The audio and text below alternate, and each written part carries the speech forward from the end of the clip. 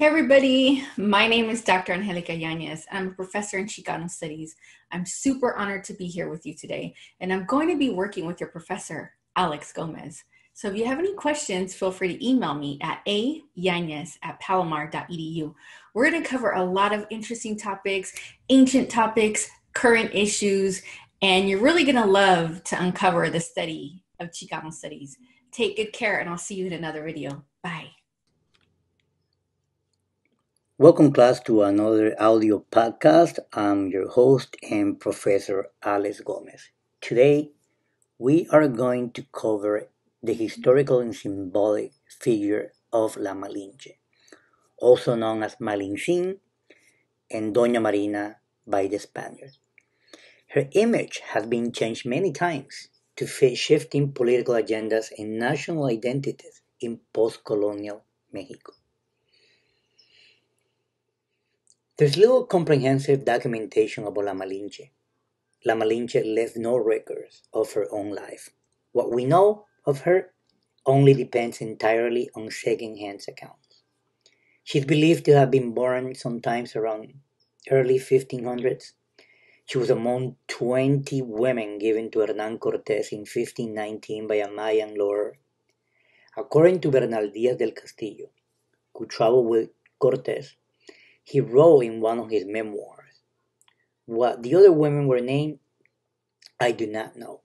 I cannot remember all their names, and that's not really important. Cortés allotted one of them to each of his captains, and Doña Marina, as she was pretty and engaging, he gave it to Alonso Hernández Puerto Carrero." If you want to read more about this account, you can find it in the True History of the Conquest of New Spain by Bernal Díaz del Castillo. Cortés at the beginning relied on Jerónimo Aguilar. He was fluent in Mayan and became Cortés' interpreter. He was a survivor of a shipwreck and landed in the coast of Mexico, and because he spent many years among the Mayans, he knew the area, the culture, and he was a great help for Cortés. There were many languages in Mexico at that time, and Aguilar did not speak any Nahuatl language. That was the main language spoken in the Valley of Mexico, and the Mexicas. And this is where La Malinche becomes super important for Hernán Cortés. La Malinche, who was born in the Nahua-speaking region of southern Mexico, but who had also learned Maya as a slave, became then Cortés' interpreter. At first, Cortés spoke to Aguilar, who then translated Spanish into Maya for La Malinche, who in turn would speak to the Mexicas. Malinche, however, quickly learned Spanish and soon replaced Aguilar as Cortés' interpreter. After the Spanish conquest of Tenochtitlan, La Malinche gave birth to a son, Martín Cortés. That's around 1522, and Hernán Cortés was the father. Sometime around 1524 or 1526, La Malinche accompanied Hernán Cortés on a mission to modern-day Honduras, where she again acted as an interpreter. There are 4 other Spanish chroniclers that attribute La Malinche as a loyal woman to the Spanish. For example, she warned Cortés of an ambush that the Cholulans were planning. She was also a key figure in the negotiation between the Spanish and the Aztecs. She helped in the conversion of many indigenous people around the Valley of Mexico. Therefore, Mexicanos have viewed her as a traitor, a woman that favored her Spanish rulers instead of her own people. However, let's not forget that La Malinche was given to Cortés originally as a slave, and the rumors of them being in love is unknown, and even her own mother had given her away to a slave trader. As Malinche transformed into a myth, she was understood as a signifier of the evils of femininity in opposition to the Virgin of Guadalupe, who represented the good women.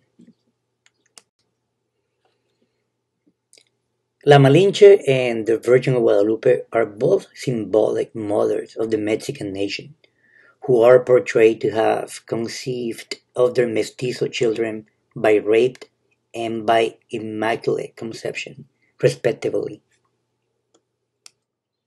The symbol of La Malinche as an indigenous woman appeared in Mexican political art and propaganda years after the Mexican Revolution. We can see that in public murals painted by renowned muralists like Diego Rivera and José Clemente Orozco. In this fresco, painted by Orozco, Cortés and La Malinche are nude, as if they were Adam and Eve, portraying the mixing of the two races. It is clear that La Malinche in this painting is being portrayed here as the mother of the modern Mexico. Later, Octavio Paz, one of the greatest Latin American writers, who won the Nobel Prize of Literature in 1990s, he writes, and I'm going to quote, that Cortés and La Malinche have been converted into symbols of a secret conflict that we have still not resolved. Paz continues to argue that the assumed masculine Mexican, and I'm going to quote by Octavio Paz, does not want to be an Indian or a Spanish, and thus condemns his origins in hybridism when he repudiates La Malinche. Paz considers La Malinche as a victim of Spanish colonialism, and this story of victimization is patriarchal in itself, in that it excludes the possibility that a woman may be active or have some control over her actions.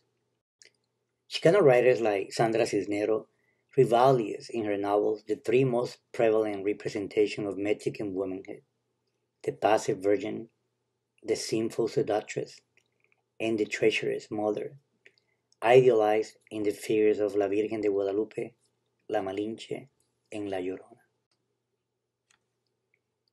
Another famous Chicano writer, Carmen Tafoya, an internationally acclaimed Chicana writer from San Antonio, Texas, in her well-known Chicana poem about La Malinche, addresses the tension between traitor and survivor, raped slave, and mother of La Raza by writing as if La Malinche herself was recounting her own story. In the end, the stories of La Malinche's life, both condemning and sympathetic, it only reveals that La Malinche was an intelligent and resourceful woman, betrayed, enslaved, buffeted between two empires, somehow emerging as a historical giant in her own right. As you have learned about the historical content of all these images, La Malinche, La Virgen de Guadalupe, and La Llorona, in collaboration with Dr. Yañez, who's going to cover women gender roles. She's going to go more in depth about the image of La Malinche and La Virgen de Guadalupe. So here she is.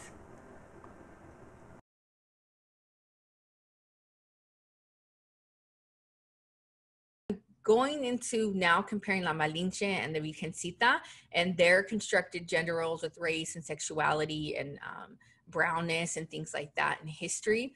So we have Malinche. We know she's a highly controversial figure. So we're breaking down this idea of the whore or la chingada, okay? So in that respect, Malinche is being used to think about how Latina women should behave today. So that's like a big takeaway that you should understand, okay? That her construction isn't random or let's say even invalid 500 years later, okay? So now we're doing that comparison with the Virgencita, which we already went through, a religious figure. Her whole identity is tied to this idea of virginhood. Her name is Virgen, her name is Virgin, right? We looked at marianismo, and this is the counterpart to machismo. So if we compare the idea of Mexican men or Latino men having to be hyper masculine, again within a white construction of who these people are, because in the olden times, in ancient times, to be a machista was actually positive, that you took care of your family, you were a family man. It wasn't constructed as negative, until Europeans put their spin on what that meant. And it's really interesting because if you pay attention to kind of mainstream discourses around, let's say, Mexican people or Mexican men or Latino men or Native men as like aggressive or hyper masculine or mujeriegos, a lot of times people will use, oh, he's a macho for in all languages. And that's coming from a construction of villainizing brown men. So they might say that in a Eurocentric context, right?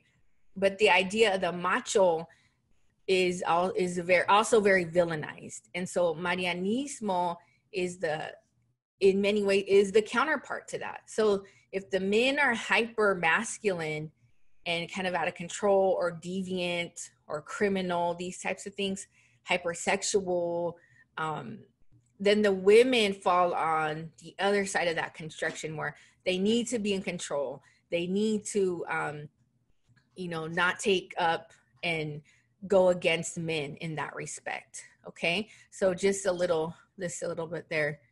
And so this also exists within the Black community as well. So good questions, and we can get to that a little bit later. So very much the hyper Black man, the scary, the rapist that's going to jump out of a bush, right? And for Black women to also submit within those, again, colonial legacies of slavery, Eurocentric perspectives of who they are, and framing the Black and brown body in these ways. So like for, let's say Black women, if you study that or know anything about that, Ruben, think about like the whole Aunt Jemima figure or the Mammy figure, right? So again, serving white women, but being non-threatening, and things like that. And definitely that would be an awesome comparison. But again, very similar to the ways that Black people and brown people have been constructed under these ideologies of criminality or hypersexuality. It's basically, think of it, it's always deviant, okay? So good question. So we know that we're looking at the virgin whore dichotomy. And again, just like we're comparing the idea of the good mujer and the bad mujer, okay? And what does that mean? So this rigid binary, okay?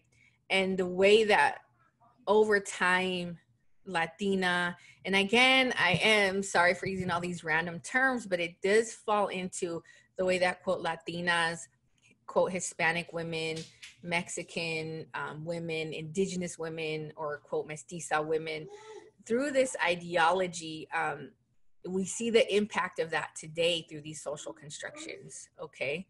So let's look at, again, that comparison. We were looking at, I was kind of breaking down the pictures here. Again, you can, even with these two pictures, a lot of you may be familiar with, the imagery of La Virgen, but very passive, and then in terms of, let's say, La Malinche, any kind of drawings we see of her is a more active role, okay? So again, let's just, even if we look at the imagery of the two women, even just through that, we can make those comparisons, okay? Passive, humble, La Virgencita is almost like sleeping, right? In prayer. And you can see that she's covered from head to toe. Malinche is more an active. We can see her skin. She has tattoos, makeup, these types of things, okay? So I think that's where we were. So let's look at the Malinche Virgen dichotomy, okay? A little bit deeper. So here I'll have a list, and again, we're going to bring that down to the present time. So the problematic mujer, right? She's a problem woman. She's a problem child. She is, and think about these traits, okay? She's selfish. She's assertive, outspoken, a leader, and she's in the public. She's sexually immoral. She's a traitor to her people, to culture. She's unloyal, intellectual. She might be smart.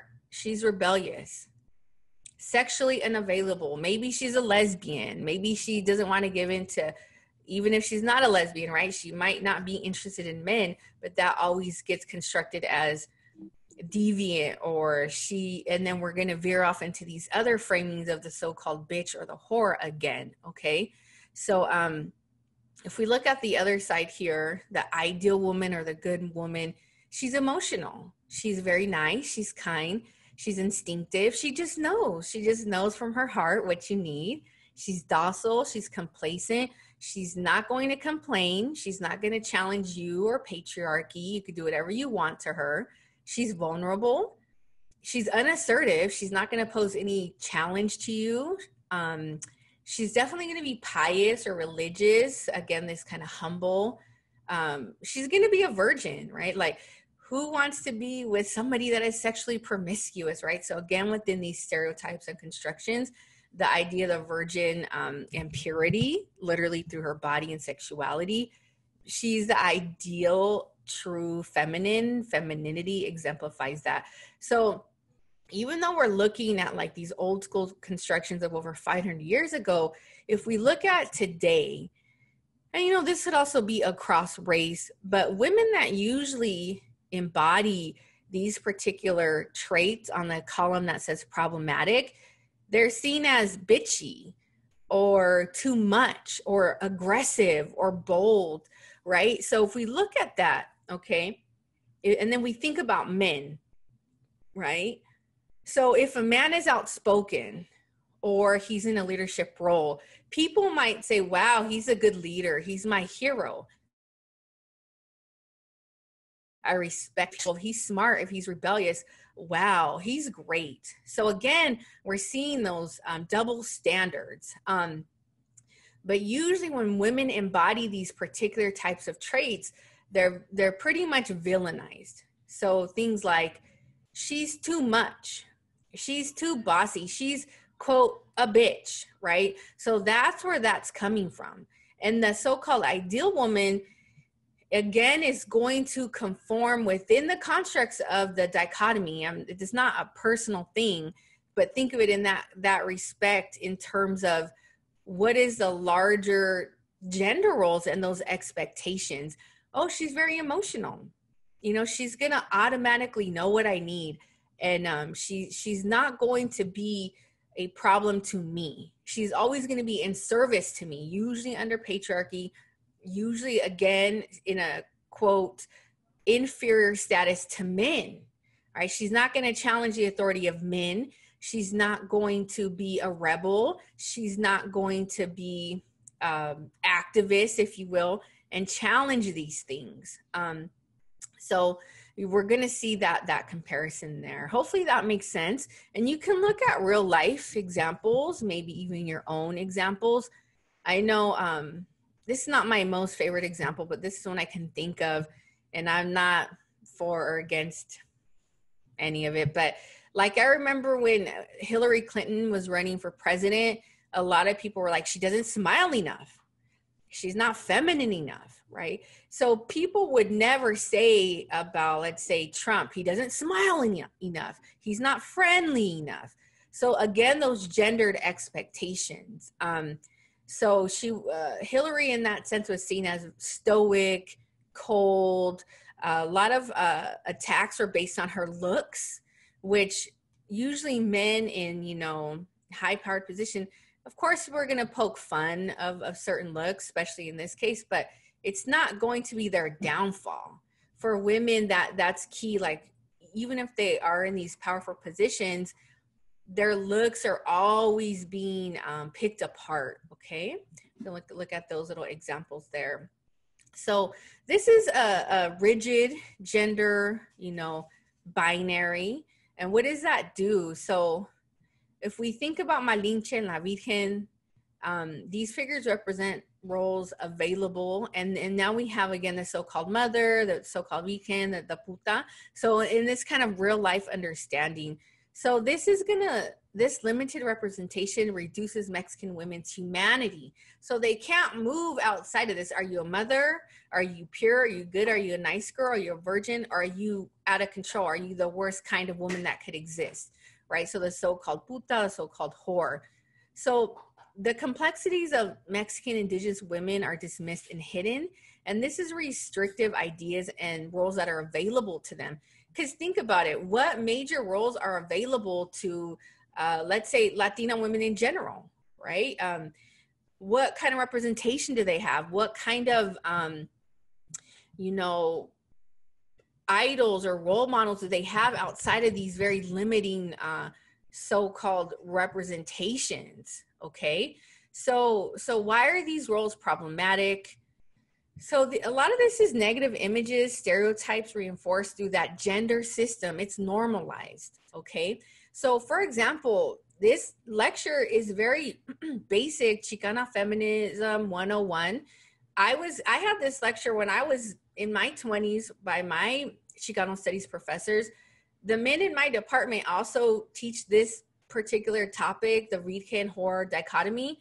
I'm the only professor, I'm the only female in that department, woman. And I've had complaints on this lecture where people said, oh, she was cussing.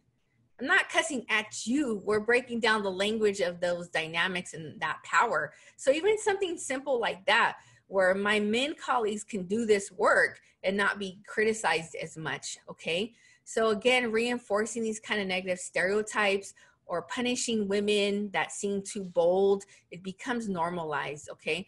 This is gonna establish boundaries and define punishments for those who challenge patriarchy, for those that, embody their true humanity. So kind of a little example I gave you just now. And literally this is a matter of life and death in some instances, okay? Women activists, indigenous women activists in different parts of Latin America, Mexico, even the United States have been silenced. These types of kind of extreme examples, punishment, the belittling of their culture, of their bodies, of their activism, of their intellect, okay? So the threat of violence and fear is always looming for women, and by extension, of course, people of color, but the attack on their bodies, right? And always trying to control them, again, if they step outside the boundaries of colonialism, white supremacy, patriarchy, okay? And so that's interesting because I want to make one more quick point and then we'll kind of move on a little bit.